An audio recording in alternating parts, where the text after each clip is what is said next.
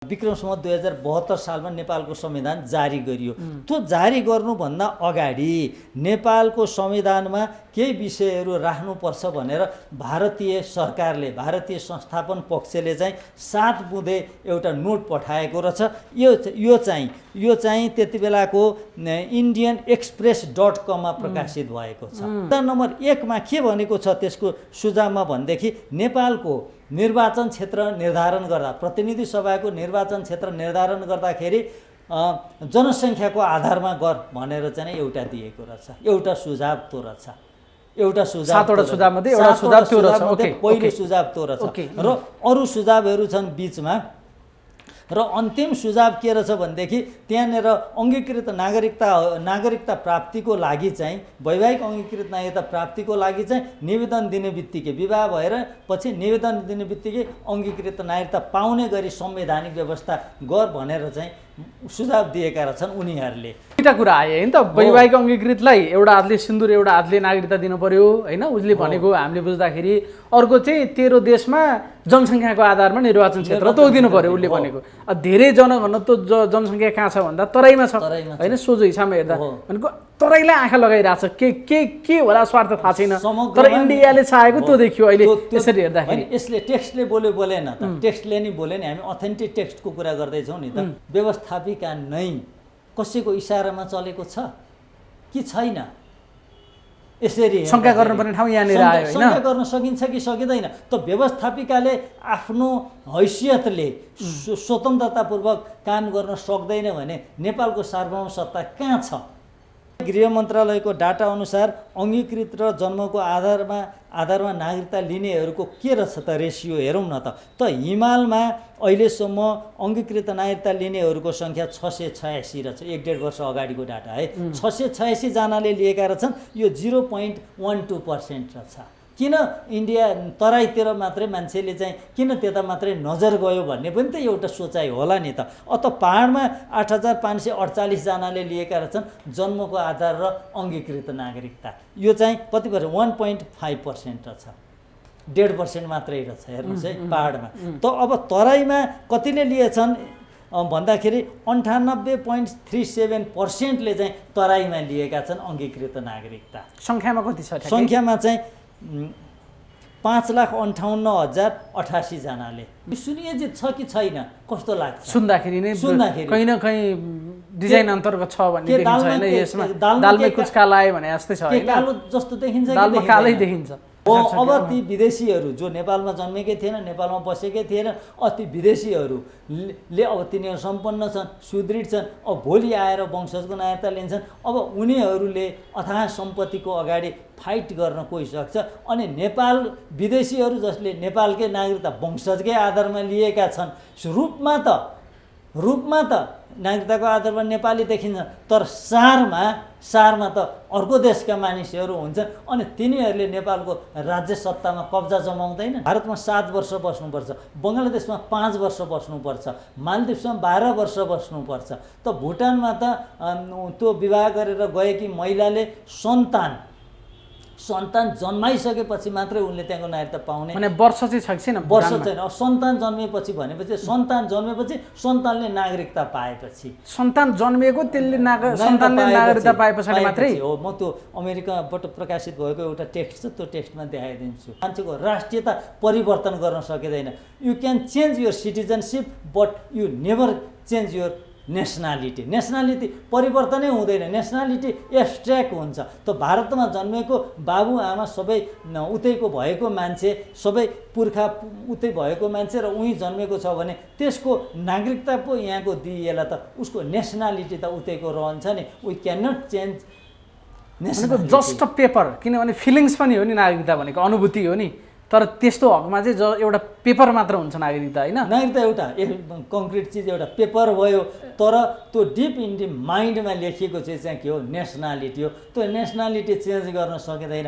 Nationality अर्को मुलुकको छ अनि यो मुलुकको क्याबिनेटमा पुर्याउने। भुटानको डिफेन्स एफेयर्समा काम गर्ने मान्छेहरूले र फरेन एफेयर्समा काम गर्ने, परराष्ट्र मामिला र सुरक्षा मामिलामा काम गर्ने कुनै व्यक्तिहरू छन् भनेदेखि त्यसले विदेशीसँग विवाह गर्यो भने उसको त्यो जागिर जान्छ, जागिरबाट ऊ टर्मिनेट हुन्छ। संवेदनशीलता छैन परराष्ट्र र त्यहाँको- सुरक्षा मामलामा हो। उनीहरू यति सिन्सियर छन्। प्रतिनिधि सभाको कोही सदस्य छ भुटानको विधायिकाको कोही सदस्य छ भनेदेखि त्यो सदस्यले विदेशी महिला छन् भने पुरुष छन् भने महिलासँग विवाह गर्यो भने अर्थात् विदेशीसँग विवाह गर्यो भने उसको त्यो पद गयो। असाध्यै महत्त्वपूर्ण कुराकानीका लागि रहेका छौँ। समय सान्दर्भिक, अहिले पछिल्लो समयमा असाध्यै धेरै पेचिलो बनिरहेको परमादेशबाट बनेको सरकारले प्रतिनिधि सभाबाट नागरिकता विधेयक पारित गरिसके पछाडि यसकै चर्चा परिचर्चा आलोचना समर्थन हरेक हिसाबमा चलिरहेको छ र यसको गहिराइमा रहेर आज हामी कुराकानी गर्नेछौँ। र कुराकानीका लागि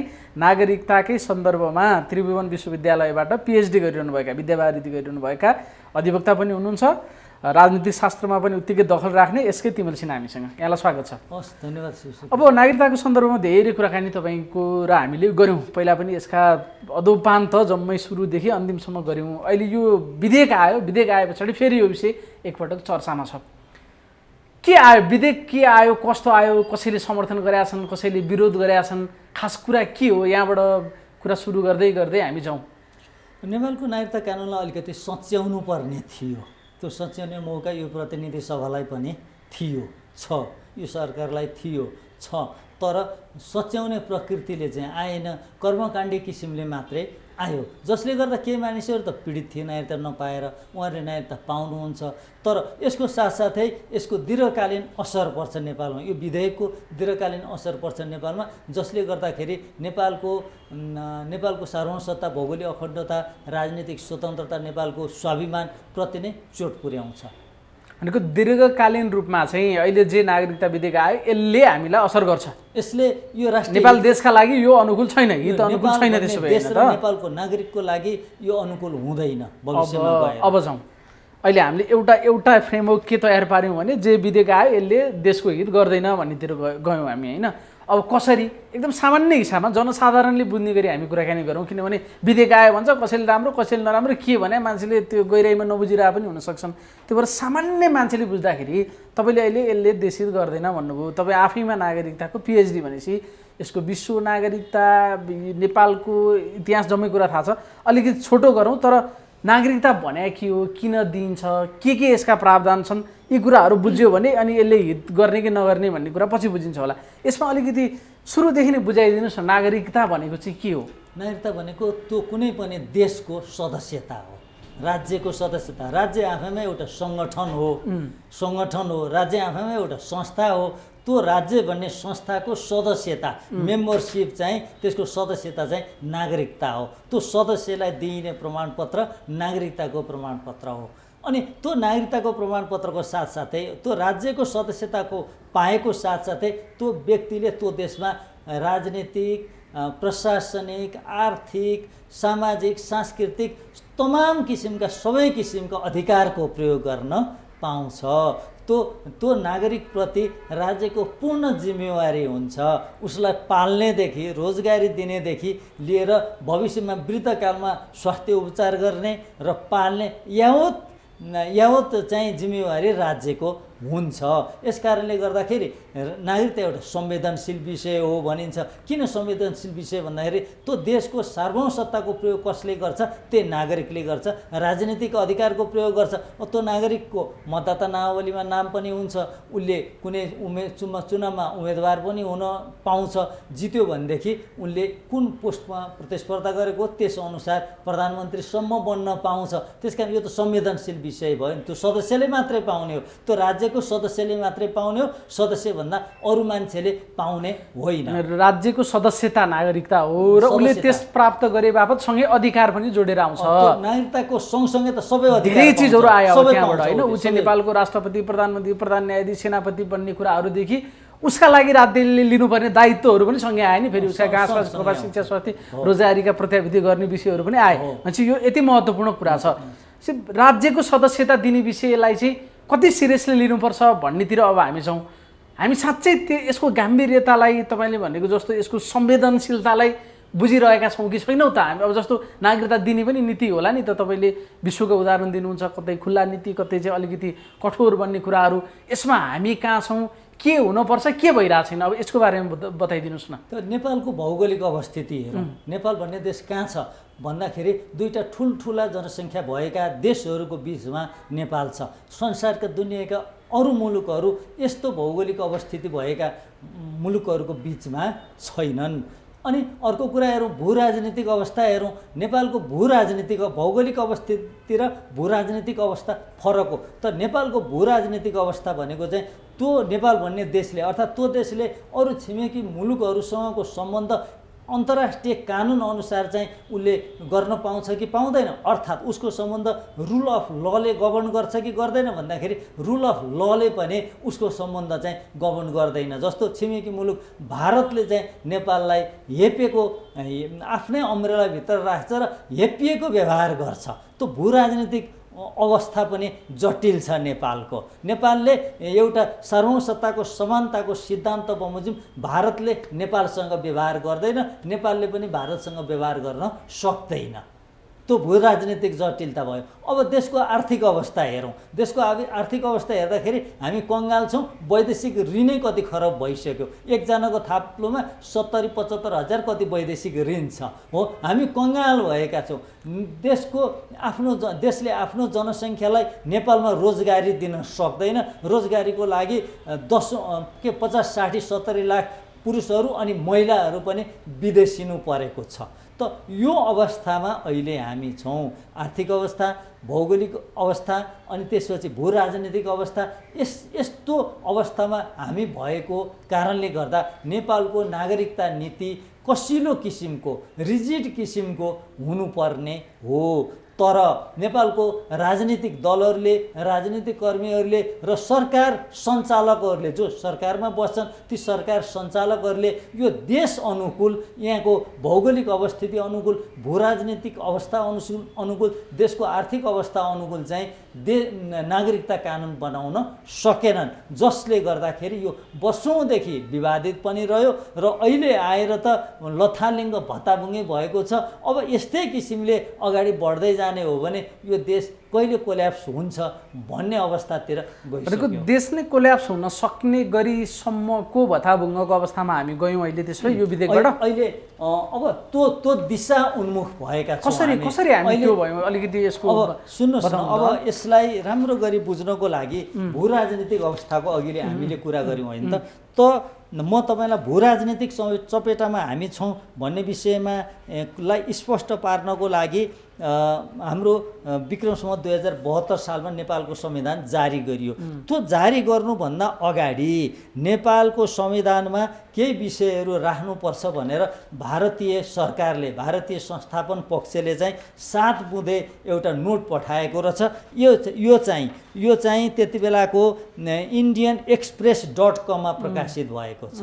indianexpress.com मा प्रकाशित भएको छ। यो प्रकाशन भएको मिति चाहिँ सेप्टेम्बर 24, 2015 मा प्रकाशित भएको छ। अब त्यसको बुँदा नम्बर 1 मा के भनेको छ त्यसको सुझावमा भनेदेखि नेपालको निर्वाचन क्षेत्र निर्धारण गर्दा, प्रतिनिधि सभाको निर्वाचन क्षेत्र निर्धारण गर्दाखेरि जनसङ्ख्याको आधारमा गर भनेर चाहिँ एउटा दिएको रहेछ। एउटा सुझाव त्यो रहेछ। एउटा सुझाव, 7वटा सुझावमध्ये एउटा सुझाव त्यो रहेछ। ओके, पहिलो सुझाव त्यो रहेछ र अरू सुझावहरू छन् बिचमा। र अन्तिम सुझाव के रहेछ भनेदेखि त्यहाँनिर अङ्गीकृत नागरिकता प्राप्तिको लागि चाहिँ, वैवाहिक अङ्गीकृत नागरिकता प्राप्तिको लागि चाहिँ निवेदन दिने बित्तिकै, विवाह भएर पछि निवेदन दिने बित्तिकै अङ्गीकृत नागरिकता पाउने गरी संवैधानिक व्यवस्था गर भनेर चाहिँ सुझाव दिएका रहेछन् उनीहरूले। अब हेर्नुहोस् है त यसरी अर्को देशको संविधान बन्दै गर्दाखेरि अर्को देशको सरकारले यसरी हस्तक्षेप गर्ने मिल्ने विषय होइन। अब त्यसपछि के भयो त्यसपछि के भयो यहाँ हेर्नु है त। त्यसपछि के भयो म तपाईँलाई यसको श्रृङ्खला अब यहाँनिर म तपाईँलाई श्रृङ्खला बताउँछु, सबै हाम्रो श्रोतालाई पनि जानकारी हुने गरी। त नेपालको संविधान 2072 जारी हुँदाखेरि संविधानको धारा 84 मा भनियो नेपाललाई नेपाललाई भूगोल र जनसङ्ख्याको आधारमा 165 निर्वाचन क्षेत्र कायम गरिनेछ। मैले त्यतिमै रोकेँ है त। नेपाललाई भूगोल र जनसङ्ख्याको आधारमा निर्वाचन क्षेत्र कायम गर्दाखेरि भूगोल र जनसङ्ख्याको आधारमा निर्वाचन क्षेत्र कायम गर्ने भनेर संवैधानिक व्यवस्था भयो धारा 84 मा। अब धारा 286 हेरौँ। धारा 286 मा के भन्यो भने निर्वाचन क्षेत्र निर्धारण आयोगले यस धारा बमोजिम निर्वाचन क्षेत्र निर्धारण गर्दा जनसङ्ख्या र भूगोललाई प्रतिनिधित्वको आधार मानी त्यस्तो निर्वाचन क्षेत्रको भूगोल जनसङ्ख्या र सदस्य सङ्ख्या बीचको अनुपात यथासम्म समान हुने गरी निर्धारण गरिनेछ भनेपछि भूगोल र जनसङ्ख्यालाई आधार मान्नुपर्छ भन्यो है। सुन्नुहोस्, अब त्यसपछि सुन्नुहोस्, त्यसपछि त्यसको लगत्तै हेर्नुहोस् है त, उनीहरूको मागलाई यहाँ कसरी सम्बोधन गरियो भने त्यसको लगत्तै 2072 सालको फागुन 16 गते नेपालको संविधानमा पहिलो संशोधन गरियो। नेपालको संविधानमा पहिलो संशोधन गरियो। यो नेपाल राजपत्रमै प्रकाशित छँदैछ। ओके, अब यसको बुँदा नम्बर 3 मा अर्थात् धारा नम्बर 3 मा के भन्यो भने नेपाल संविधानको धारा 84 मा संशोधन, संविधानको धारा 84 को उपधारा 1 को क मा रहेको भूगोल र जनसङ्ख्याको आधारमा भन्ने शब्दहरूको सट्टा जनसङ्ख्या र भौगोलिक अनुकूलता र विशिष्टताका आधारमा भन्ने शब्दहरू राखिनेछन्। भूगोल र जनसङ्ख्या भन्ने शब्दहरूको सट्टा जनसङ्ख्या र भौगोलिक अनुकूलता र विशिष्टताका आधारमा भनेपछि जनसङ्ख्याको आधारमा निर्वाचन क्षेत्र निर्धारण गरिने भनेपछि छिमेकी मुलुकले भने जस्तै भयो। तराईको जनसङ्ख्या आधा बनाउने र आधा निर्वाचन क्षेत्र तराईमा गर्ने। त्यसो भएपछि तराईकै प्रतिनिधित्व भयो नि। अनि यतातिर नागरिकता कानुन खुकुलो बनाएर जनसङ्ख्या अतिक्रमण गर्ने, उनीहरूको जनसङ्ख्या बढी बनाउने, त्यो चाहिँ जन्मस्थानको आधारमा नागरिकता दिएर पनि जनसङ्ख्या बढी बनाउने, अनि वैवाहिक अङ्गीकृत नागरिकता, यी विभिन्न प्रपञ्च रचेर जनसङ्ख्या बढाउने। अनि त्यसरी गरिसकेपछि अब भारतबाट आउने महिलाहरूले पनि यतैतिर आएर सन्तान जन्माउँछन्, त्यसमा पनि केही इन्फ्लुएन्स हुने भयो। अनि नेपाली महिलाहरूले को भारतमा विवाह भयो भने ती भारतमा जन्मेका सन्तानलाई पनि फेरि नेपालको नागरिकता दिने भनेपछि कालान्तरमा के हुन्छ यो भने नेपालका महिलाले गएर उता पाएकाले नि पाउने भयो नेपाली नागरिकता। नेपालको महिलाले गएर इन्डियन केटासँग बिहे गर्यो भनेर त्यहाँ बच्चा पाउँदा त्यो बच्चाले नि पाउने भयो भान्जाले हाम्रो। सुन्नुहोस्, अब मैले यो कुराको बिट मार्छु है त। अनि म तपाईँको प्रश्न, अब त्यसै गरी त्यो संविधानको पहिलो संशोधनमा को बुँदा नम्बर 4 मा के भनियो भनेदेखि 5 उपधारा 5 मा निर्वाचन क्षेत्र निर्धारण आयोगबाट यस धारा बमोजिम निर्वाचन क्षेत्र निर्धारण गर्दा धारा 84 को उपधारा 1 को खण्ड क को अधीनमा रही प्रतिनिधित्वका लागि जनसङ्ख्यालाई मुख्य र भूगोललाई दोस्रो आधार मानी निर्वाचन क्षेत्र निर्धारण गर्ने भनेपछि जनसङ्ख्यालाई पहिलो आधार मान्ने भनेपछि यो एकदमै व्यवस्थित छैन। यो प्लान व्यवस्थित छ कि छैन? निर्वाचन क्षेत्रसम्म गइसक्यो हो। त्यसपछि आएर अब म तपाईँलाई अर्को कुरा यहाँनिर जानकारी गराउँछु। अब सुन्नुहोस्, संविधानको नेपालको संविधानको धारा 11 को 7 मा के लेखियो भन्नुहुन्छ भने धारा 5 मा लेखिएको छ, नेपालको नागरिक आमाबाट नेपालमा जन्म भई नेपालमा नै बसोबास गरेको र बाबुको पहिचान हुन नसकेको व्यक्तिलाई वंशजको आधारमा नेपालको नागरिकता प्रदान गरिनेछ भन्यो है। बाबुको पहिचान नभएको हकमा, तर बाबु विदेशी नागरिक भएको ठहरेमा त्यस्तो व्यक्तिको नागरिकता सङ्घीय कानुन बमोजिम अङ्गीकृत नागरिकतामा परिणत हुनेछ भन्यो। त अब यो कुरा ठिकै छ। अब उपधारा 7 मा के भन्यो भने यस धारामा अन्यत्र जुनसुकै कुरा लेखिएको भए तापनि यस धारामा अन्यत्र जेसुकै कुरा लेखिएको भए तापनि विदेशी नागरिकसँग विवाह गरेकी नेपाली महिला नागरिकबाट जन्मिएको व्यक्तिको हकमा निज नेपालमा नै स्थायी बसोबास गरेको र निजले विदेशी मुलुकको नागरिकता प्राप्त गरेको रहेनछ भने निजले सङ्घीय कानुन बमोजिम नेपालको अङ्गीकृत नागरिकता प्राप्त गर्नेछ भन्यो। अब यहाँ सुन्नुहोस्, यहाँनिर नेपाली महिला नागरिकबाट जन्मिएको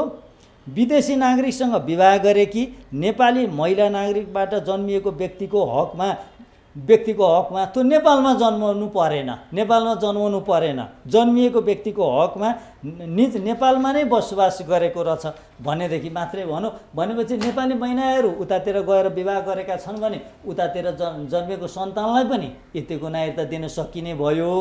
अब आएका बुहारीहरूको त यतातिर नागरिकता आउने बित्तिकै तत्काल नागरिकता दिने भनेर त भइहाल्यो, त्यही व्यवस्थालाई यथावतै राखियो भनेपछि नेपालको जनसङ्ख्या भत्तै बढाउने अनि निर्वाचन क्षेत्र चाहेकोतिर बढी गराउने, तराई बेल्टमा बढी गराउने, अनिखेर त्यसपछि व्यवस्थापिकामा कसको बहुमत हुन्छ।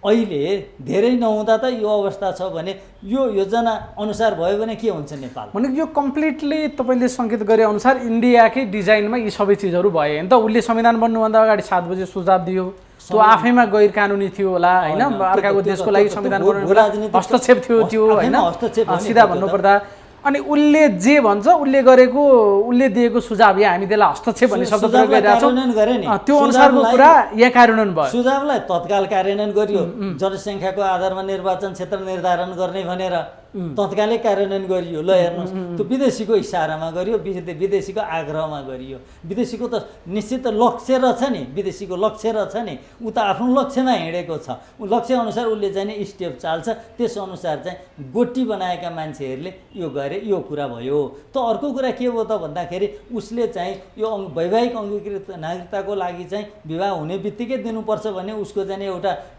माग थियो। दुईवटा कुरा आयो होइन त, वैवाहिक अङ्गीकृतलाई एउटा हातले सिन्दुर एउटा हातले नागरिकता दिनु पर्यो होइन, उसले भनेको हामीले बुझ्दाखेरि। अर्को चाहिँ तेरो देशमा जनसङ्ख्याको आधारमा निर्वाचन क्षेत्र तोकिदिनु पर्यो उसले भनेको। धेरै जनघनत्व जनसङ्ख्या कहाँ छ भन्दा तराईमा छ होइन, सोझो हिसाबमा हेर्दा भनेको तराईलाई आँखा लगाइरहेछ।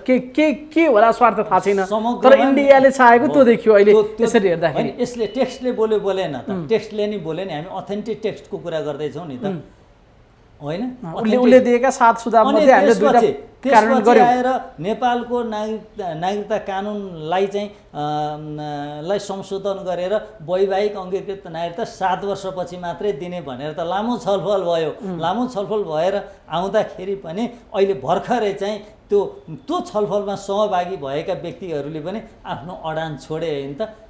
भारतको भ्रमणपछि अडान छोडे। रातारात परिवर्तन, रातारात होइन दिउँसै परिवर्तन भयो नि अस्ति संसदमा। भनेपछि दिउँसै परिवर्तन, किनभने एकछिन अगाडिसम्म 7 वर्ष राख्नुपर्छ भन्दै थिए देवगुरुङ, आधी घन्टामा हुँदैन हजुर भनेर हात उठाएर पास गरे। देखेको दृश्य हो नि अस्ति संसदको। भनेपछि नेपालको व्यवस्थापिका नै कसैको इसारामा चलेको छ कि छैन, यसरी शङ्का गर्नुपर्ने ठाउँ यहाँनिर आयो होइन। शङ्का गर्न सकिन्छ कि सकिँदैन? त व्यवस्थापिकाले आफ्नो हैसियतले स्वतन्त्रतापूर्वक काम गर्न सक्दैन भने नेपालको सार्वभौम सत्ता कहाँ छ? प्रश्न यहाँ गर्नु पर्यो। यहाँनिर प्रश्न, हामी नेपालको सार्वभौम सत्ता नेपाली जनतामा निहित छ भनेर संविधानमा लेखिएको छ, लेखिएको छ, संविधानमा चाहिँ लेखिएको, संविधानमा त नेपाली जनताको हातमा नेपालको सार्वभौम सत्ता निहित छ भनेर सुरुमै लेखेको छ नि संविधानमा। अब यहाँ तपाईँले जस्तो घटनाक्रममा भन्दाखेरि इन्डियाको प्रत्यक्ष चासो डकुमेन्टमा बोले अनुसार नेपालमा जनसङ्ख्याका आधारमा निर्वाचन क्षेत्र र वैवाहिक अङ्गीकृतलाई तुरुन्त नागरिकता दिनु पर्यो। पछिल्लो चासो यो देखियो होइन। योभन्दा अगाडि त 62-63 मा त जन्मको आधारमा नागरिकता दिने, त्यसको त फेरि लामो श्रृङ्खला। हामी 10 वर्षमा आधार वर्ष परिवर्तन गर्दै 72 साल वैशाख असोज 3 गतेसम्म जन्मिएकालाई नागरिकता हामीले थमाइसकेका छौँ होइन, जन्मसिद्धका आधारमा। म तपाईँलाई फेरि अब यसरी जथाभावी पनि बोले जस्तो होला। यसलाई यो आधार वर्षको कहानी अलिकति बताउनुहोस्, अनि यो कुरा थप प्रष्ट हुन्छ क्या। सुन्नु न, ल ठिक छ, म आधार वर्षमा जान्छु है, आधार वर्षमा हामी जाने। त योभन्दा अगाडि ल हेरौँ है त। ल ठिक छ, हामीले किन बायस हुन्छौँ कि हामी भन्ने कुरा पनि त्यो पनि नगरौँ, हामी एकदम खुला बहस गरौँ, तथ्यपूर्ण बहस गरौँ। मलाई गृह मन्त्रालयको डाटा अनुसार अङ्गीकृत र जन्मको आधारमा नागरिकता लिनेहरूको के रहेछ त रेसियो हेरौँ न त। हिमालमा अहिलेसम्म अङ्गीकृत नागरिकता लिनेहरूको सङ्ख्या 686 रहेछ, 1.5 वर्ष अगाडिको डाटा है। 686 जनाले लिएका रहेछन्, यो 0.12% रहेछ। किन इन्डिया तराईतिर मात्रै मान्छेले चाहिँ किन त्यता मात्रै नजर गयो भन्ने पनि त एउटा सोचाइ होला नि त। अत पहाडमा 8548 जनाले लिएका रहेछन् जन्मको आधार र अङ्गीकृत नागरिकता। यो चाहिँ कति पर्छ? 1.5% रहेछ, 1.5% मात्रै रहेछ हेर्नुहोस् है पहाडमा। त अब तराईमा कतिले लिएछन् भन्दाखेरि 98.37%ले चाहिँ तराईमा लिएका छन् अङ्गीकृत नागरिकता। सङ्ख्यामा कति छ? सङ्ख्यामा चाहिँ 5,58,088 जनाले, 98% छ यहाँ। तराई क्षेत्रमा नै लिएको छ। तराई क्षेत्रमा जन्मसिद्ध हो यो दुईटा, यो जन्मको आधारमा र अङ्गीकृत। भनेपछि 98% त त्यतै छ नि त। अनि हामीले हिमालको कुरा किन गरेनौँ भनेर कसैले भन्छ भने त हिमालमा त जम्मा 686 जना 0.12% मात्रै छ जन्मको आधारमा र अङ्गीकृत नागरिकता लिनेको सङ्ख्या। सिमाना त उत्तरतिर पनि जोडिएको छ भन्छन्, तर हाम्रो आँकडाले त त्यस्तो त्यो उत्तरतिर जनसङ्ख्या धेरै अतिक्रमण भएको त देखाउँदैन। पहाडमा पनि त्यो सङ्ख्या छैन, 1.5% मात्रै छ भने यो सबै तराईमा छ। अनि नागरिकता कानुन खुकुलो बनाउनुपर्छ, वैवाहिक अङ्गीकृत नागरिकता खुकुलो बनाउनुपर्छ भन्ने, अनि बसोबासको आधारमा पनि तत्काल दिनुपर्छ भन्ने, अनि जन्मको आधारमा पनि आधार वर्ष परिवर्तन गर्दै जन्मको आधारमा पनि दिनुपर्छ भन्ने, अनि त्यहाँ नागरिकता जनसङ्ख्याको घनत्व बढाउने, अनि उतातिर चाहिँ निर्वाचन क्षेत्र चाहिँ जनसङ्ख्याको आधारमा बना भनेर भनिसकेपछि अब अवस्था के हुन्छ? अब यसको आकलन गरौँ, हामीले गम्भीरतापूर्वक यसको समीक्षा गरौँ, यसलाई गम्भीरतापूर्वक लिउँ। हामी नेपाली हौँ, यही देशको नागरिक हौँ भनेदेखि यो त हाजमुलाको विज्ञापन जस्तो पो नागरिकता रहेछ त होइन? जे आउँछ मजाले पचाउँछ भन्ने एउटा हाजमुलाको विज्ञापन थियो नि। सबैलाई आय जेतलाई दिने, जसरी हुन्छ बसोबास भने दिइहाल्ने, जन्मसिद्ध भयो नि कट अफ इयर चेन्ज गर्दै दिइहाल्ने, अङ्गीकृतलाई पनि आएकै भोलिपल्ट दिने भनेपछि त त्यस्तो भयो होइन। अब यसको अर्को रिलेसन हेरौँ, नेपालको उद्योग धन्दा कल कारखानाहरू सबै बेचे होइन त? नेपाल काङ्ग्रेसले बेच्यो नि। बेचिसकेपछि नेपालका नागरिक अब कहाँ जानु पर्यो? यहाँ रोजगारी नपाएपछि सबै विदेशिनु पर्यो। अनि नेपालका नागरिक जति विदेशिन्छन्, पहाडका धेर जस्तो त पहाडका छन् विदेशिने, पहाडका जति विदेशिन्छन् हो। कोही युरोप, कोही अमेरिका, कोही उतै जान्छन्, उतै ग्रिन कार्ड लिन्छन्, उतै बस्छन्, उतै सेटल हुन्छन्। अनि तिनीहरूलाई उता लखेटिसकेपछि फेरि यसको ठाउँ चाहिँ अर्को किसिमले पूर्ति गर्ने भनेपछि पहाडको जनसङ्ख्या घटाउने, तराईको जनसङ्ख्या बढाउने, यो सुनियोजित छ कि छैन? कस्तो लाग्छ सुन्दाखेरि कहीँ न कहीँ डिजाइन अन्तर्गत छ भन्ने देखिन्छ होइन? यसमा दालमै कुछ काला आयो भने जस्तै छ होइन? कालो जस्तो देखिन्छ, दालमा कालै देखिन्छ। यही कुरा हो, यही कुरालाई गम्भीरतापूर्वक हामीले लिनुपर्छ भन्ने विषय हो। मैले यही जानकारी भएको विषय। खालि अहिले हामीले यो अङ्गीकृतको विषयमा कुराकानी गऱ्यौँ, त्योभन्दा अलिकति अगाडि यो एउटा विषयमा क्लियर गरौँ जस्तो लाग्यो। जस्तो अहिले विषय के आयो भने जन्मका आधारमा नागरिकता लिएकाहरूका छोराछोरीले नागरिकता नपाउने त उनीहरूको कोणबाट कुराकानी सुन्दाखेरि त जायज तर्क छ नि त। बाबुआमाले नागरिकता लिइसकेका छन् जन्मका आधारमा, अनि उसको छोराछोरीलाई चाहिँ अहिले नागरिकता नदिने भन्न मिल्छ? एकदम नागरिकता नपाएर यति धेरै पीडित भइरहेका थिए, ती पीडितहरूको चाहिँ माग अहिले सम्बोधन भयो। जागिर पाएका थिएन, इभन मोबाइलको सिमसम्म निकाल्न पाएको थिएन, रुवा बासी थियो भन्छन् नि मान्छेहरू। यो चाहिँ के, यो कुरा ठिकै हो? दिनुपर्छ। नागरिकता भएन भनेदेखि त कुनै अधिकार प्राप्त गर्न सकिँदैन। सिमको यो त्यो के कुनै अधिकारै त्यो मानव जस्तै हुँदैन। अहिलेको समयमा नागरिकताको प्रमाणपत्र भएन भने मानवको रूपमा बाँच्न पनि कठिन हुन्छ। कुरा त्यसो हो, त्यो जायज छ। तर भएको छ, त्रुटि कहाँ भएको छ? हामी त्रुटि चाहिँ केलाउँ न त। त्रुटि के भएको छ भन्नुहुन्छ भने 2062 साल 63 साल कार्तिक 22 गते 7 राजनैतिक दल र नेपाल कम्युनिस्ट पार्टी माओवादीको बिचमा एउटा सम्झौता भयो। त्यो सम्झौता बमोजिम चाहिँ 2046 साल चैत्रभन्दा अगाडि नेपालमा जन्मिएकाहरूलाई चाहिँ नेपालको नागरिकता दिने भनेर चाहिँ सबलाई खुला गर्यो। हेर्नुहोस् है, खुला गरिसकेपछि अब त्यो इम्प्याक्ट के हो भने नेपालमा तराईमा नागरिकताको समस्या पनि थियो, नेपालमा केही मान्छेले नागरिकता पाउन नसकेका समस्या पनि छँदै थियो। तर त्यसले के गर्यो भन्नुहुन्छ भने अब एकातिर अब वंशजको आधारमा नेपालको नागरिकता पाउने व्यक्तिहरूलाई पनि जन्मको आधारमा नागरिकता दिइयो। त्यो जन्मको आधारमा नागरिकता पाउने भनेको प्योरली विदेशीले पाउने नागरिकता हो। त्यो नेपाली नागरिक जो पुस्तौँ पुस्तादेखि नेपालमा बस्दै आएका थिए, वंशजको आधारमा नागरिकता पाउने व्यक्तिहरूलाई पनि विदेशीले पाउने नागरिकताको दर्जाको जन्मको आधारमा नागरिकता दिइयो। हेर्नुहोस्, त्यो एउटा भयो त्यहाँनिर। सुन्नुहोस्, अब तिनीहरूलाई जन्मको आधारमा नागरिकता दियो, उनीहरूका सन्तानले अहिले वंशजको मागेका छन्, त्यो जायज छ, त्यसमा नाजायज भन्ने ठाउँ छैन। तर समस्या कहाँनिर छ भन्नुहुन्छ भने त्यो खुकुलो नीतिअनुसार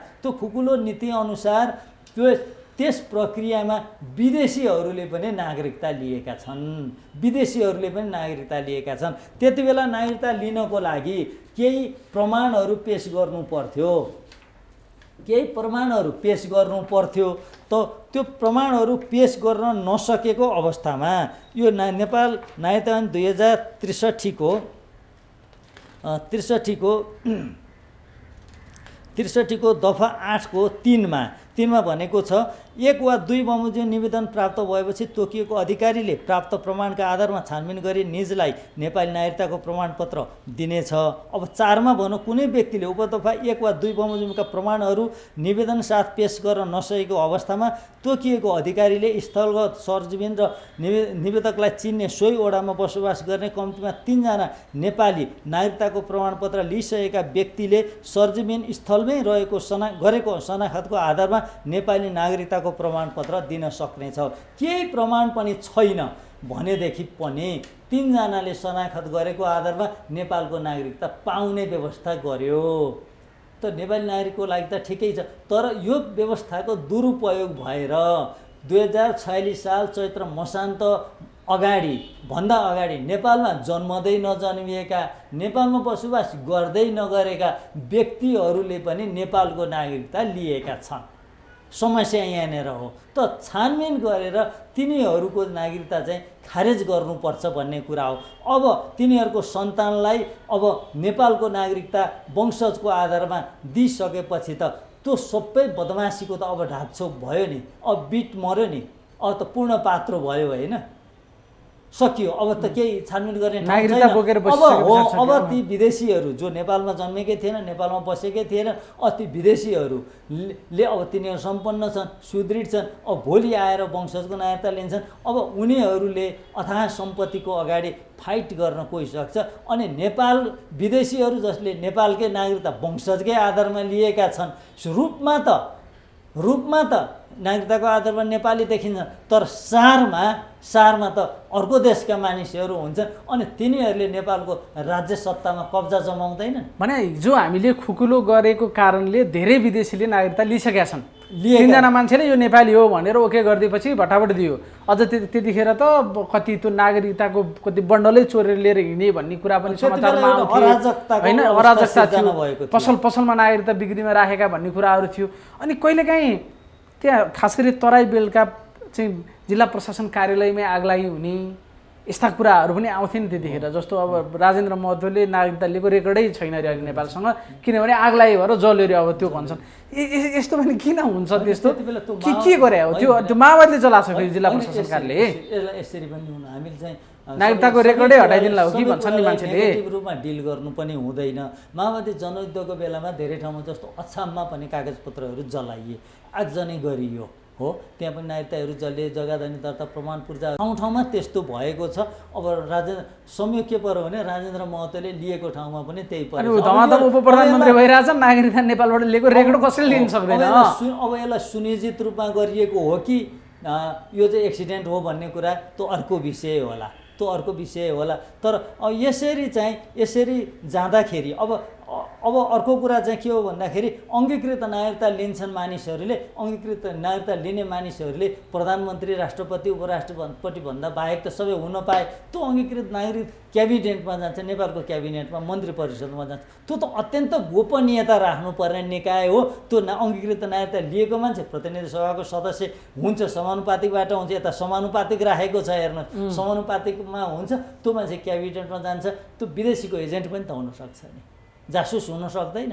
नेपालको कहाँ के रह्यो गोपनीयता, त्यो एउटा कुरा भयो। अब यसको साथसाथै जोडेर हेरौँ है त। अब राष्ट्रिय परिचय पत्र दिने भनेका छन्, राष्ट्रिय परिचय पत्र धमाधम दिने भनेका छन्। अब राष्ट्रिय परिचय पत्रमा वंशज पनि लेखिँदैन, जन्मसिद्ध पनि लेखिँदैन, अङ्गीकृत पनि लेखिँदैन, सबै इक्वायल बनाउँछन्। अब गर्दै प्रपञ्च के हुन्छ 2-4-5-7 वर्ष पछाडि भन्दाखेरि अब नागरिकताको प्रमाणपत्र खारेज गर्ने र राष्ट्रिय परिचय पत्र लिने र राष्ट्रिय परिचय पत्रको आधारमा मतदाता नामावली पनि लेखाउने, सबै काम राष्ट्रिय परिचय पत्र, सबै अधिकार राष्ट्रिय परिचय पत्रले पाउने भन्ने आउँछ भनिसकेपछि अनि सबै अब अहिले त अङ्गीकृतलाई केही टप पोस्टहरूमा छुट्याएको छ हो। अङ्गीकृतलाई पनि जान मिल्दैन, यो जन्मस्थानको आधारमा पाउनेहरूले पनि त्यहाँ जान पाउँदैन। संविधानको धारा 289 बमोजिम वंशजको नागरिकले मात्रै त्यहाँ जान पाउँछ। त्यो जन्मसिद्धले किन जान पाउँदैन भन्नुहुन्छ, यसको प्योरली बुझ्नुपर्ने कुरा चाहिँ जन्मसिद्ध नागरिकता विदेशीलाई दिने नागरिकता हो, अङ्गीकृत नागरिकता विदेशीलाई दिने नागरिकता हो। अब यो प्रपञ्च रच्दै राष्ट्रिय परिचय पत्रको उता ल्याइसकियो प्रपञ्च। अब यसलाई खारेज गरेर 10-8 वर्ष पछाडि त्यतातिर लाने अनि त्यसपछि नेपालको अवस्था के हुन्छ? नेपाल कसको पन्जामा पर्छ? नेपाल कता गइराखेको छ? मेरो त जिज्ञासा हो। जस्तो मैले भने चाहिँ हिजो जन्मका आधारमा नागरिकता दिँदाखेरि सुरुमा चाहिँ 19 साललाई कट अफ इयर थियो, पछि 46 बनाइयो, पछि 72 बनाइयो भने अहिले किन परिवर्तन गर्यो? कट अफ इयर चाहिँ 46 साल चैत्र मसान्त नै हो। अहिले 72 छैन? 72 छैन, 72 होइन, 46 हो कट अफ इयर, 46 चैत मसान्त नै हो, त्यो सारिएको छ। जस्तो अब त्यो बिचमा मान्छेले नागरिकता लिँदाखेरि दुरुपयोग गरेर पनि लियो नि त, जन्मका आधारमा धेरै दुरुपयोग भएर पनि नागरिकता लियो भनेर भन्छन्। त्यसको प्रमाण छ मसँग, तपाईसँग प्रमाण छ? दुरुपयोग भएको प्रमाण छ, एउटा दुईटा 10वटा 20वटा किन नहोस्, दुरुपयोग भएको प्रमाण मसँग छ, मसँग छ। भनेपछि उतै भए पनि यतैको भनेर लेखेका छन् मानौँ। जस्तो समवान उसले चाहिँ बदनियतपूर्वक गलत उतै छ, तर जन्मको आधारमा नेपालको हो भनेर नागरिकता लिएको छ, उतै बसेको छ, उसका छोराछोरी पनि उतै छन्, नागरिकता चाहिँ उसँग छ नेपालको पनि। भनेपछि उसको छोरो अहिले सर्र यतापट्टि आएर वंशजको नागरिकता पाउने भयो, छोरा पनि उतै बसिरहेछ बस्न चाहिँ, तर उसले चाहँदाखेरि नेपालको वंशजको नागरिकता प्राप्त गर्न सक्ने भयो सजिलैसँग। ऊ नागरिक हो अरू कुनै देशको, किन इन्डिया भनौँ, चाइना भनौँ, अमेरिका भनौँ, जुनसुकै देशको नागरिक हो। उसको बुवा आमाले दुरुपयोग गरेर जन्मको आधारमा नागरिकता लिएका छन्, आफ्नै देशमा अहिले बसेका छन्, छोरो पनि उतै छ, तर ऊ कुदेर आएर नेपालमा वंशजको नागरिकता लिएर ऊ भोलि यो देशको प्रधानमन्त्री बन्न पाउने भयो नि त। अहिले पनि क्या भोलि दुरुपयोग हुने कुरा त टाढा छ कि, अहिले पनि पायो नि त उसले। राष्ट्रपति सबै थोक बन्न पाउँछ उसले, भनेको त्यो चिज पनि छ होइन, यहाँ दुरुपयोग त्यो चिज भएकै छ यहाँनिर होइन। हाम्रो आपत्ति यसै विषयमा हो। नेपालका पुस्तौँ पुस्तादेखि नेपालमा बसेका नागरिकहरू जो वंशजको आधारमा नागरिकता लिन योग्य थिए, उनीहरूलाई जन्मको आधारमा दियो। अब हामी कुन अप्ठ्यारो अवस्थामा आयौँ भने उहाँहरूलाई नागरिकता दिनबाट रोक्नु पनि भएन, रोक्नै भएन। त्यो त थाहा छ नि हामीलाई, नेपालका नागरिकले नागरिकता पाएका छैनन्, रोकिए, यहाँनिर प्राविधिक कारणमा रोकिए, त्यहाँ बेमानी गरेर रोकियो। अब हेर्नु, तिनीहरूको बाटो खोल्नको लागि यिनीहरूलाई हतियार बनाइयो, यिनीहरू हतियार भयो नि बाबुराहरू। त्यो नगरेको भएदेखि त फेरि बाहिरको मान्छे आएर त हामीलाई नागरिकता चाहियो सोझो हेर्दाखेरि त बाबुआमाले नागरिकता लिएको छ, छोराछोरीलाई नदिने भन्ने कुरो नि हुन्छ र भन्छन्। अब यही तर्कका आधारमा उनीहरूले पाए। यसमा कतिपय जेन्युन मान्छेहरू पनि छन् नि, जेन्युन मान्छेहरू पनि छन्, उनीहरूले नपाउने, तर जेन्युनलाई चाहिँ इस्यु बनाएर फेक मान्छेले नागरिकता लिन सक्ने चिज चाहिँ यहाँ देखा पर्यो होइन त। हामी कुन अप्ठ्यारो अवस्थामा छौँ, न यसको विरोध गर्नु न समर्थन गर्नु, कस्तो चाहिँ लगाएर कस्तो चक्रव्यूहमा परेनौँ हामी, उता निस्कन पनि नसक्ने, फर्कन अप्ठ्यारोमा कप्ठ्यारो भने जस्तो स्थितिमा पुर्याइदिए होइन। यसरी हेर्दाखेरि आपत्तिजनक विषय यो हो, गम्भीर विषय यो हो, बुझ्नुपर्ने विषय हो। अब यतापट्टि जनताले, यो सभासदहरूले, जनप्रतिनिधिहरूले, यो देशको माया हुने मानिसहरूले बुझ्नुपर्ने विषय यो हो। त्यस कारणले गर्दाखेरि नागरिकता पाउने मित्रहरूलाई दिइहाल्नु पर्यो, छानबिन गरेर तत्कालै हो। छानबिन गरौँ, एउटा छानबिन गरौँ। छानबिनमा त कसीमा त सबै दुधको दुध पानीको पानी त छुट्टिहाल्छ नि त। विदेशी चाहिँ छिर्न नपाउँ न यो पवित्र भूमिमा, कुरा त्यसो भयो। यो देशको सार्वभौमसत्ता र भौगोलिक अखण्डता सुरक्षित रहोस् न। अब जस्तो अघि भन्नुभयो त्यो इन्डियाले 7 बुँदे दिएको अन्तर्गत मध्ये एउटा बुँदे चाहिँ अङ्गीकृतलाई तुरन्त दिनु पर्यो भन्ने थियो होइन। अघिल्लो सरकारले 7 वर्ष प्रावधान राखेरै विधेयक दर्ता गरेको थियो, त्यसलाई फिर्ता ल्याएर त्यसलाई हटाएर नयाँ विधेयक अहिले पारित गरे। अब यो अङ्गीकृतको सन्दर्भमा चाहिँ किन हाम्रोमा चाहिँ आएकै भोलिपल्ट दिनुपर्ने, छिमेकी भारतमा 7 वर्ष हुनुपर्ने, अझ समग्र सार्क राष्ट्रहरूको के छ कन्डिसन, अनि यो राख्दाखेरिका राम्रा नराम्रा पक्षहरू के हुन्, र यो चिज अहिले हामीले किन, कसरी, कसका लागि राखियो त, यसभित्रको अन्तर्य अलिकति बताइदिनुहोस्। वैवाहिक अङ्गीकृत भन्दा पहिला अङ्गीकृत बुझौँ कि अङ्गीकृत भनेको नेचुरलाइज्ड हो। त्यो नेचुरल चाहिँ होइन, नेचुरल जस्तै बनाइएको। अङ्ग चाहिँ होइन, अङ्ग बनाइएको। अङ्गीकृत भनेको अङ्ग प्लस इकृत, अङ्गीकृत भयो। अङ्ग थिएन त्यो, अर्थात् यो देशको सदस्यता थिएन। यो देशको जनसङ्ख्या भनेको राज्यको एउटा अङ्ग हो, त यो देशको अङ्ग त्यो थिएन, तर पछि अङ्गीकरण गरियो, अङ्ग बनाइयो कि अङ्गीकृत बनाइयो। त्यसो हो। त्यो अङ्गीकरणको लागि त्यो अङ्गीकरणको लागि चाहिँ, अङ्गीकृत गर्नको लागि चाहिँ त्यो अङ्गीकरणको एउटा प्रक्रिया हुन्छ। त्यो प्रक्रियामा जानु पर्यो नि। हामी भात पाक्ने बित्तिकै सिटी खोलेर तत्काल खान्छौँ, र केही समय त्यसलाई चाहिँ त्यो अलि पाक्नलाई, त्यो पानी सुक्नलाई पनि समय दिइन्छ। जन्मेकै दिन न्वारान गरिन्छ र त्यो पनि गरिँदैन। जन्मेकै केही महिनामा जनै लगाउने अर्थात् पास्नेहरू यस्तो गर्ने कर्म गरिन्छ र त्यसलाई म्याच्योर्ड हुन दिइन्छ नि। विवाह पनि 5-7 वर्षमा, 16-17 वर्षभन्दा अगाडि विवाह गर्नु हुँदैन भनेको कारण के हो भने उनीहरूलाई म्याच्योर्ड परिपक्व हुनु दिनुपर्छ भनेको हो नि। त्यसै गरी त्यो अङ्गीकृत हुनको लागि पनि केही समय दिनुपर्छ, केही समय दिनुपर्छ। कमसेकम त्यो व्यक्तिले त्यो देशको राष्ट्रिय बोलचालको भाषा बोल्न लेख्न पढ्न जानोस्, त्यो देशको धर्म संस्कृति परम्परा जानोस्, त्यो देशको सार्वसत्ता भौगोलिक अखण्डता राजनीतिक स्वतन्त्रता राष्ट्रिय स्वाभिमानप्रति उसको आस्था होस्, त्यो देशको संविधानप्रति उसको आस्था होस्, उसको गुड मोरल क्यारेक्टर होस् र कुनै पनि क्राइम गरेको नहोस्। अब यहाँ आएर चाहिँ त्यो मान्छेको मानसिकता कस्तो छ कस्तो छ हो, विवाह गरेर आउने मान्छे कस्तो मानसिकताको आउँछ, कस्तो मान्छे त मर्डर गर्ने प्रकृतिको अर्थात् क्राइम गर्ने प्रकृतिको नहोस् भन्ने किसिमका प्रावधान विभिन्न मुलुकहरूमा छन्। जो भारतको नागरिकता ऐन 1955 को दफा 5C मा त अङ्गीकृत नागरिकता पाउनको लागि 5 वर्ष बस्नुपर्छ, वैवाहिक अङ्गीकृत नागरिकताको लागि 5 वर्ष भारतमा बस्नुपर्छ। भारतमा 7 वर्ष बस्नुपर्छ, बङ्गलादेशमा 5 वर्ष बस्नुपर्छ, मालदिप्समा 12 वर्ष बस्नुपर्छ।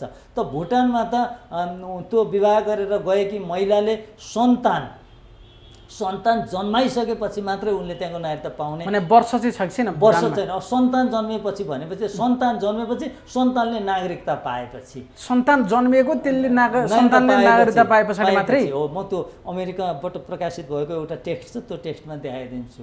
अनि त्यस्तो छ। अब अमेरिकामा 3 वर्ष बस्नुपर्छ, अमेरिका ओपन सिटिजनसिप ल भएको देश हो, त्यहाँ पनि 3 वर्ष बस्नुपर्छ। भाषा सिक, त्यो बेसिक इङ्ग्लिस पढ्न लेख्न र बोल्न जान्ने हुनुपर्छ भनेर प्रष्टै लेखेको छ। गुड मोरल क्यारेक्टरको हुनुपर्छ, त्यहाँको इक्जाम पास गर्नुपर्छ, संविधानप्रति लोयल्टी हुनुपर्छ, गुड मोरल क्यारेक्टरको हुनुपर्छ भनेर अमेरिकाको सिटिजनसिप लमै लेखेको छ यो कुरा। जस्तो सामान्य हिसाबमा हेर्दा जस्तो डिबी परेर गए के गरे, अमेरिकामा ग्रिन कार्ड लिए, पिआर लिए पनि उनीहरूले चाहिँ नेपालप्रति चिन्ता गरिरहेको देख्छौँ नि। हुन त उनीहरू नागरिक उताका भइसके भने जस्तो उनीहरूको चिन्ता चाहिँ ओहो मेरो देश राम्रो होस्, मेरो जन्मभूमि नेपाल भनेर गर्न पाए हामी त्यसमा खुसी हुन्छौँ भने अर्को देशबाट नेपाल आउनेले पनि मेरो देश राम्रो होला भनेर अर्कै देशप्रति उसको सोलिडारिटी जाला नि त। त्यसरी गर्दाखेरि त होइन, त्यसरी छिटो दिँदाखेरि सुन्नुहोस्, अब नागरिकताको कुरा बुझ्दाखेरि राष्ट्रियता भन्ने कुरा बुझ्नुपर्छ। राष्ट्रियता के हो भन्ने कुरा, अहिले राष्ट्रिय परिचय पत्र छ, तर राष्ट्रिय परिचय पत्र लागू गर्नुभन्दा अगाडि राष्ट्रियता के हो भन्ने कुरै बुझेन। राष्ट्रियता भनेको कुनै व्यक्ति र राज्य बिचको भावनात्मक सम्बन्ध हो। तपाईँ कुनै पनि मुलुकमा जानुभयो भनेदेखि तपाईँ कहाँको भन्दाखेरि अर्को मुलुकमा नर्वेमा गएर तपाईँ त्यहाँको सिटिजनसिप लिनुभएको छ भने म नेपाली हुँ भन्नुहुन्छ। किन नेपाली भन्नुहुन्छ? डिप इन दि माइन्डमा तपाईँको यहाँ जन्मेको, म यहाँ जन्मेको, मेरा पूर्वजहरू मेरा पुर्खाहरू यहाँ छन् भन्ने त्यो भावनात्मक सम्बन्ध हुन्छ नि। त्यो भावनात्मक सम्बन्ध त्यो चेन्ज गर्न सकिँदैन, मान्छेको राष्ट्रियता परिवर्तन गर्न सकिँदैन। You can change your citizenship but you never change your nationality परिवर्तनै हुँदैन। नेसनालिटी एब्स्ट्र्याक्ट हुन्छ। त भारतमा जन्मेको बाबुआमा सबै उतैको भएको मान्छे, सबै पुर्खा उतै भएको मान्छे र उहीँ जन्मेको छ भने त्यसको नागरिकता पो यहाँको दिइएला त उसको नेसनालिटी त उतैको रहन्छ नि। We can not change nationality. Just paper, किनभने फिलिङ्स पनि हो नि, नागरिकता भनेको अनुभूति हो नि।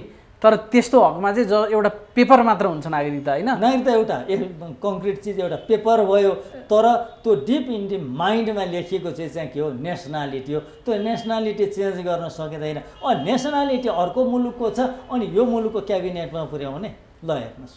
हो, अब मैले भने चाहिँ तत्कालै बिहे गरेर आउने बित्तिकै पुग्ने भयो। अहिलेको यो प्रावधान छ नि, यस तत्काल। अब मैले जस्तो अब हामीले अन्तको पनि कुरा अनि गोपनीयता कहाँ रह्यो यो देशको? जस्तो भुटानले बच्चाले जन्मिएर बच्चाले नागरिकता पाएपछि मात्र पाउने राख्यो, त्यो टाइट राख्यो। भुटानको अर्को कुरा, मालदिप्सको पनि त्यस्तै छ होइन? भुटानको अर्को कुरा सुनाउँछु। भुटानको डिफेन्स एफेयर्समा काम गर्ने मान्छेहरूले र फरेन एफेयर्समा काम गर्ने, परराष्ट्र मामिला र सुरक्षा मामिलामा काम गर्ने कुनै व्यक्तिहरू छन् भनेदेखि त्यसले विदेशीसँग विवाह गर्यो भने उसको त्यो जागिर जान्छ, जागिरबाट ऊ टर्मिनेट हुन्छ। कुरा बुझ्नुभयो? विदेशीलाई अङ्गीकृतलाई दिने कुरा होइन। अङ्गीकृत ल्यायो, विदेशी ल्यायो भने तपाईँ भुटानको नागरिक हो, अहिले तपाईँ परराष्ट्र सेवामा कार्यरत हुनुहुन्छ, त्यहाँको अफिसर हुनुहुन्छ। अब तपाईँले विदेशीसँग विवाह गर्नुभयो भने उसले जागिर खाने कुरा होइन, तपाईँको जागिर जान्छ।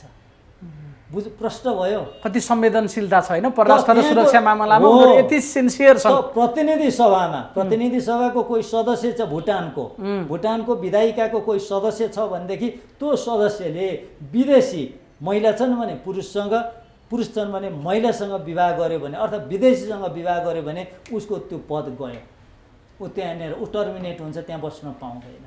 अब फेरि सुन्नुहोस् के भन्दाखेरि अब तपाईँ सुरक्षा वा परराष्ट्र मामिलामा जागिर खान चाहनुहुन्छ तर तपाईँले विदेशीसँग विवाह गर्नुभएको छ भनेदेखि यु आर नट अलाउड। प्रतिनिधि सभाको सदस्यमा चुनावमा उठ्नको लागि पनि हि इज नट अलाउड विदेशीसँग विवाह गरेको छ भने। ल हेर्नुहोस् अब कहीँ त्यस्तो छ, हाम्रो छिमेकी मुलुक भुटानमा त्यस्तो व्यवस्था छ। अब हाम्रोमा चाहिँ अब तिनै अङ्गीकृतलाई सरासरी आएर माथिसम्म अहिले त प्रमुख केही 4-5 वटा पदहरू राष्ट्रपति, प्रधानमन्त्री, प्रधान न्यायाधीश, प्रधान सेनापति, सुरक्षा प्रमुख भन्दा बाहेकका पदहरूमा हुन सक्ने भयो अहिले नै होइन। क्याबिनेटको बैठक बस्ने भए के माया एउटासँग बिहे एउटासँग भने गीत जस्तो हुने भयो। त्यो तपाईँले भन्नुभयो नि राष्ट्रियता भने त फिलिङ्स हो, जहाँ जन्मियो सोलिडारिटी उता जान्छ, उसको फिजिकल उपस्थिति यहाँ हुन्छ। नेपालको क्याबिनेटमा अब अङ्गीकृतहरू हुने भयो होइन। निष्ठा कहाँ छ? निष्ठा अर्को मुलुकप्रति छ, ऊ फिजिकल्ली यता बसेको छ। अब सुरक्षाको कुनै ग्यारेन्टी भयो, अनुभूति भयो, कुनै यो निर्णय गर्छ नि सरकारले निर्णय गर्छ नि, त्यो निर्णयको कुनै गोपनीयता रहन्छ? कहाँ पुगेका छौँ हामी? एउटा कुरा चाहिँ यो देशको माया गर्ने मान्छे, यो नेपालको माया गर्ने मान्छे, नेपाली नागरिकको माया गर्ने मान्छेहरू हामी के सोचिरहेका छौँ? हामीलाई नागरिकता भन्ने के हो थाहा छैन। हामी नागरिकता भनेको केही बुझेन यो राजनीतिक दलहरूले, यो प्रशासकहरूले पनि बुझेनन् नागरिकता भनेको के हो। अनि सरकारमा बस्ने मान्छेहरूले पनि बुझेनन्। अस्ति मैले भर्खरै 1 महिना अगाडि सङ्घीय संसदका सबै माननीय सदस्यहरूलाई खुला पत्र भनेर एउटा पत्र सार्वजनिक गरेँ, अनलाइन खबरमा तपाईँहरूको मिडियामा प्रकाशित भयो, तर कसैले सुनेन, त्यसको गम्भीरता बुझेनन्। मैले सबै कुरा 10-12 पेजको थियो, धेरै लामो पत्र थियो, मैले सबै कुराको विश्लेषण गरेको थिएँ। कसैले हेरेन, कसैले हेरे पनि बुझेनन् कि त्यस्तो अङ्गीकृत नागरिकताको सन्दर्भमा पनि मैले त्यसै गरी चाहिँ प्रश्न पारेको थिएँ। वैवाहिक अङ्गीकृत नागरिकता र राष्ट्रिय हितको सवाल भनेर अनलाइन खबरले प्रकाशित गरेको थियो। अब यसो गरौँ न, हो ल सबैतिरको सार्कको, भुटानको, मालदिभ्सको सबै कुरा सुन्यो। सिम्पल्ली नेपाल र इन्डियाको कम्पेयर गरेर हेरौँ। त्यतापट्टि 7 वर्ष छ होइन नेपालबाट बिहे गरेर, अनि खुला सिमाना। अनि हामी के तर्क गर्छौँ भने खुला सिमाना छ, रोटी बेटीको सम्बन्ध छ, सबै हाम्रो त बिहेबारी वारिपारी गाउँ हाम्रो त्यस्तो छ, त्यो भएर दिनै पर्छ भन्ने तर्क हामी यहाँ गरिरहेछौँ। अनि त्यही चिज चाहिँ हाम्रो यहाँबाट बिहे गरेर जाने महिलालाई पनि त देन त इन्डियाले भनेर हामी किन भन्न सक्दैनौँ? यो खालको असमानताको चाहिँ किन प्रश्न उठ्दैन?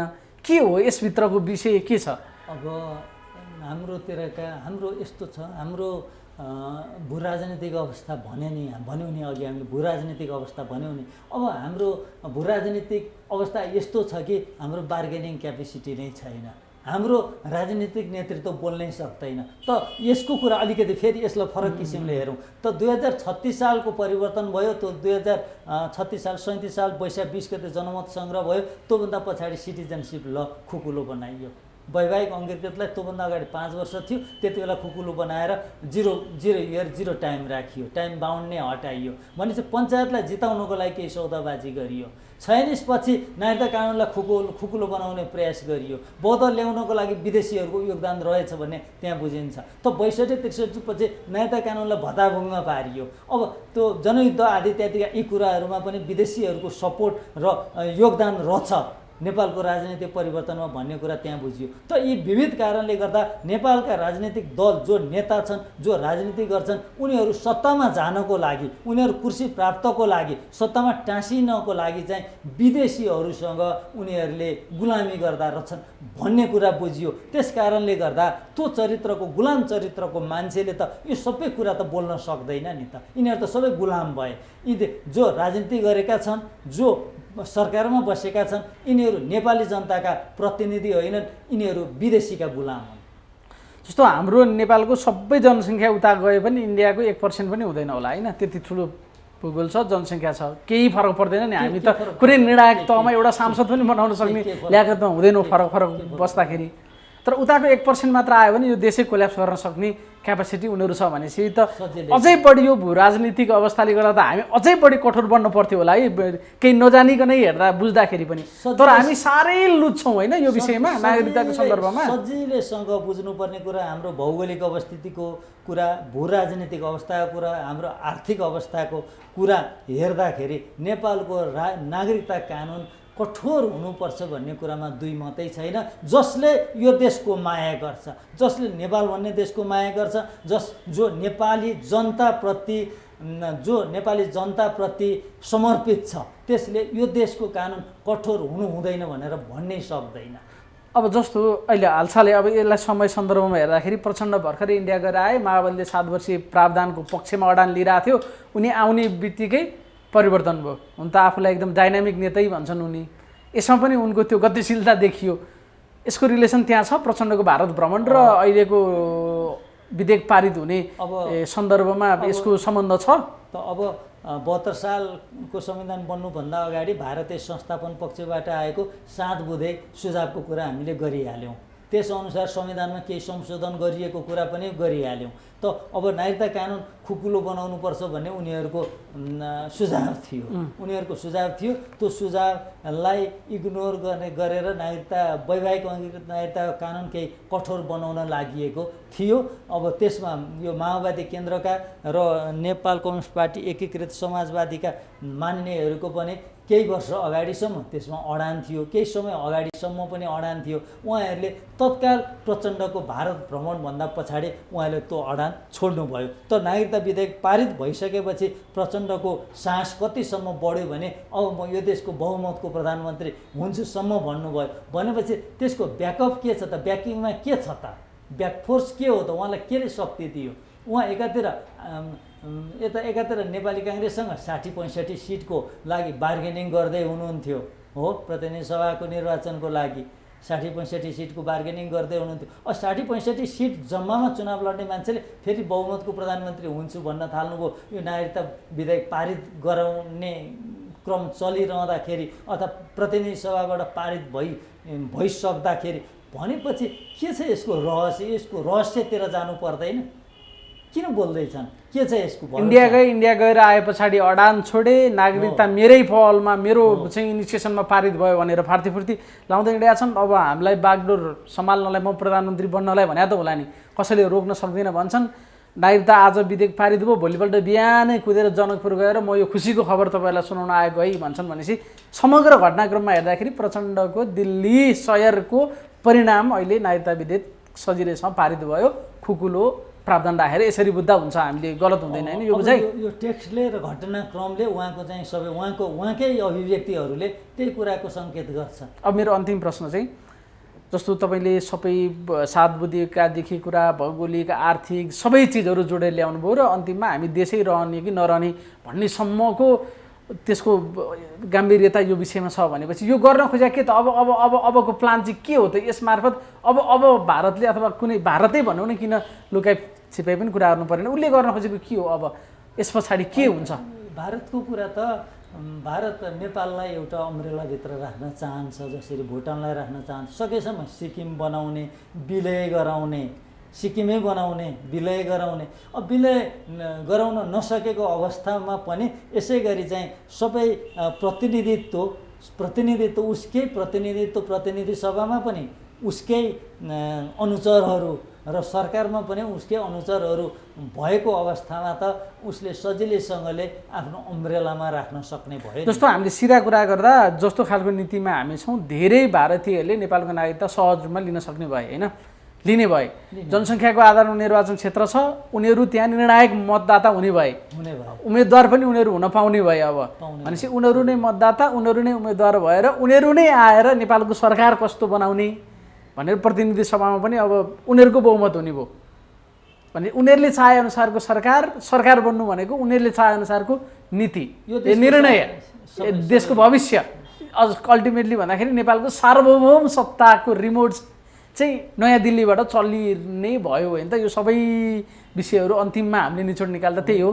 त्यही देखियो होइन त? संविधान 2072 को संविधान बन्यो, हत्ता नपत्ता चाहिँ जनसङ्ख्याको आधारमा निर्वाचन क्षेत्र निर्धारण गर्ने भनेर छिमेकीले भनेअनुसारै संशोधन गरियो, नागरिकता कानुन त्यसै गरी गरियो भनेपछि सबै छिमेकीकै इसारामा रहेछ, छिमेकीकै प्लानमा सबै कुरा चल्दो रहेछ भनेदेखि त भविष्यमा छिमेकीले के प्लानिङ गरेको छ त्यसै अनुसार हुने भयो। हामी त खालि उसका प्लानका एउटा इम्प्लिमेन्ट गर्ने कार्यान्वयन गर्ने। एउटा इकाइका रूपमा मात्र हामी रहने भयौँ। हेर्दाखेरि हामी रूपमा इन्डिपेन्डेन्ट कन्ट्री छौँ, हामी सार्वभौम सत्ता सम्पन्न मुलुक छौँ, तर यसको चाहिँ सारमा गएर बुझ्दाखेरि हाम्रो सार्वभौम सत्ता नै रिमोट अन्त गइसकेको छ, जाँदैछ। सार्वभौम सत्ता वास्तवमा नेपालको सार्वभौम सत्ता नेपाली जनताका प्रतिनिधिहरूले एक्सर्साइज गरेको जस्तो देखिँदैन। हस्, साह्रै महत्त्वपूर्ण समयका लागि र महत्त्वपूर्ण जानकारीका लागि तपाईँलाई धेरै धेरै धन्यवाद छ। धन्यवाद शिवशक्तिजी, तपाईँ र तपाईँको यो अनलाइन टेलिभिजनलाई धेरै धेरै धन्यवाद।